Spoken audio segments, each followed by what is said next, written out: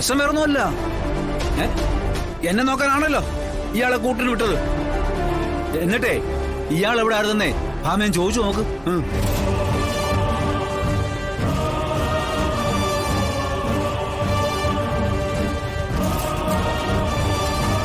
ഒരു കാറന്നെ മുട്ടി അറിയാ ഭാമയ്ക്ക്. എന്താ പിള്ളേ കേൾക്കുന്നത്? ശ്രദ്ധിക്കണ്ടേ രാഘവേട്ടനെ? വിഷ്ണു കുഞ്ഞിനെ കാണണമെന്ന് പറഞ്ഞുകൊണ്ട് നിന്ന നിപ്പരങ്ങ് ഓടിക്കളഞ്ഞു. എന്നിട്ടൊരു കാറിന്റെ മുന്നിൽ വട്ടം ചാടുകയും ചെയ്തു. അവര് പെട്ടെന്ന് ബ്രേക്ക് ചെയ്തതുകൊണ്ട് വലിയ പരിക്കൊന്നും കൂടാതെ രക്ഷപ്പെട്ടു. എന്നിട്ട് ആരാ രക്ഷിച്ചേ? ഭാമേ, എന്നിട്ട് ആരാ രക്ഷിച്ചെന്ന് ചോദിച്ചേ? നമ്മുടെ വിഷ്ണുമോനെ.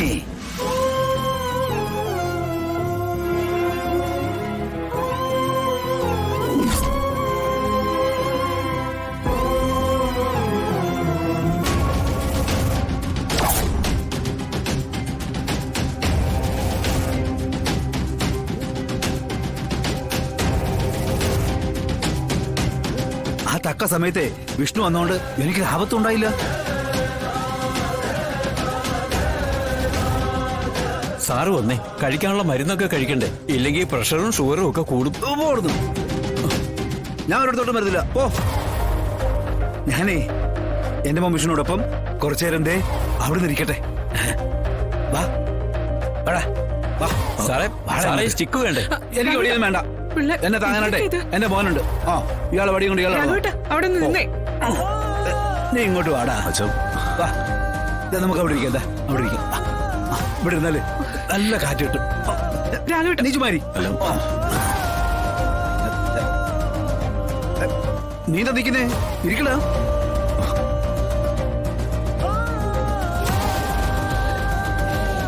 ഭാമേ, വിഷ്ണുവിന് കഴിക്കാനേ എന്തെങ്കിലുമൊക്കെ എടുക്ക്. പുറത്തുള്ള ഭക്ഷണമൊക്കെ കഴിച്ചിട്ടേ എവിടെ പോവാ? ഇനി അവിടെ പുറത്തുള്ള ഭക്ഷണമൊക്കെ കഴിച്ചിട്ടേ ഇവന്റെ വയറൊക്കെ കേടായി കാണും. നീ അവൻ എന്തെങ്കിലുമൊക്കെ ഉണ്ടാക്കി കൊടുക്കണേ. എവിടെ പോവാ? ഇനി അവിടെ എന്തൊക്കെയാ മോന് വേണ്ടെന്നേ? രാഘവേട്ടൻ എന്താ വേണ്ടെന്നൊക്കെ ഞാൻ ചോദിക്കാം. രാഘവേട്ടൻ ഒന്ന് അടങ്ങിയിരുന്നേ. നീ ഇങ്ങോട്ടൊന്ന് വന്നേ. കണ്ടോ പിള്ളേ, അവര് പോന്നായി. ഞാൻ പുറത്തു.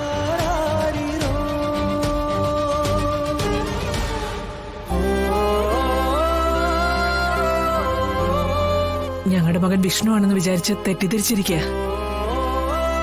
ബുദ്ധിമുട്ടിച്ചതിൽ ക്ഷമിക്കണം. എനിക്കത് മനസ്സിലായി. എന്റെ കൈ പിടിച്ചിട്ട് വിടുന്നില്ലായിരുന്നു. ഞാൻ ഉദ്ദേശിച്ച ആളല്ലെന്നൊക്കെ പറഞ്ഞു നോക്കിയതാ, പക്ഷെ സമ്മതിക്കുന്നില്ല. ഞങ്ങളുടെ വിഷ്ണു കുറച്ചധികം ദിവസമായി ഇവിടുന്ന് പോയിട്ട്. അന്വേഷിക്കാവുന്നിടത്തെല്ലാം അന്വേഷിക്കുന്നുണ്ട്. അവൻ പോയ അന്ന് മുതൽ രാഘവേട്ടൻ ഇങ്ങനെയാ. ഇനിയിപ്പോ വലിയ സന്തോഷത്തിലാളിരിക്കുന്നത്. ശിവൻ എന്നല്ലേ പേര്? അന്ന് പറഞ്ഞതിന്റെ ഒരു ഓർമ്മയുണ്ട്. അതെ. ശിവൻ ഇപ്പൊ പോണ്ട. എന്തെങ്കിലുമൊക്കെ പറഞ്ഞ് ഞങ്ങൾ അകത്തേക്ക് കൊണ്ടുപോയിട്ട് പോകാം. ഇല്ലെങ്കിൽ ആള് ബഹളം വെക്കും. അല്ല, എനിക്ക് പോയിട്ട് 1-2 പേരെ കാണാനുണ്ടായിരുന്നു. അത്യാവശ്യമായിട്ടൊരു ജോലി ശരിയാക്കി എടുക്കണം. നേരത്തെ ഉണ്ടായിരുന്ന ജോലി പോയി. ഞാനൊരു ജോലിയുടെ കാര്യം പറഞ്ഞില്ലായിരുന്നോ? ശിവൻ ആ ജോലിക്ക് എപ്പോ വേണമെങ്കിലും ജോയിൻ ചെയ്യാം. ഇയാൾ അവിടെ ഇട്ട് വന്നേ. എന്താ എത്ര നേരം അങ്ങോട്ട് പറയാനായിട്ടിരിക്കുന്നേ? എനിക്കെങ്ങനെ അറിയാനോ സാറേ? സാറ് കേൾക്കുന്ന പോലല്ലേ എനിക്കും കേൾക്കാൻ പറ്റൂ.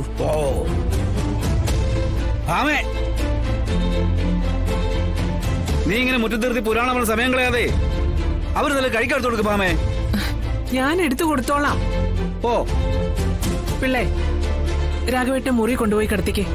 കൊറേ ഓടി നടന്നല്ലേ, ക്ഷീണം കാണും. വാ സാറേ, നമുക്കകത്തു. വിടോ. പിന്നെ എനിക്കുള്ള ക്ഷീണമൊക്കെ വിഷ്ണുവിനെ കാണാത്തോണ്ടുള്ളതാ. ഇപ്പൊ എനിക്ക് ഒരു ക്ഷീണവും ഇല്ല. കണ്ടില്ലേ, ഹാപ്പി ആയിട്ടിരിക്കുന്നേ. അതിന്റെ കാര്യം എന്തുവാ? ഇന്നേ എന്റെ മോൻ വന്ന ദിവസമാ.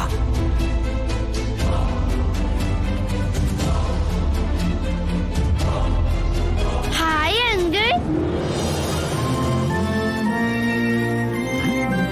അങ്കിളോ? ആ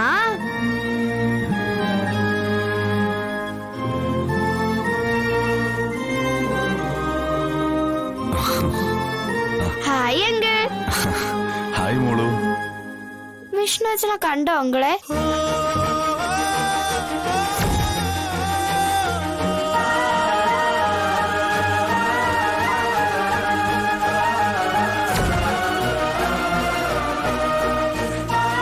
പറ അങ്കിളെ, കണ്ടോ? സത്യാമ്മേ, വിഷ്ണു അച്ഛനെ കണ്ടുപിടിച്ചു തരാന്ന് ഈ അങ്കിൾ പറ.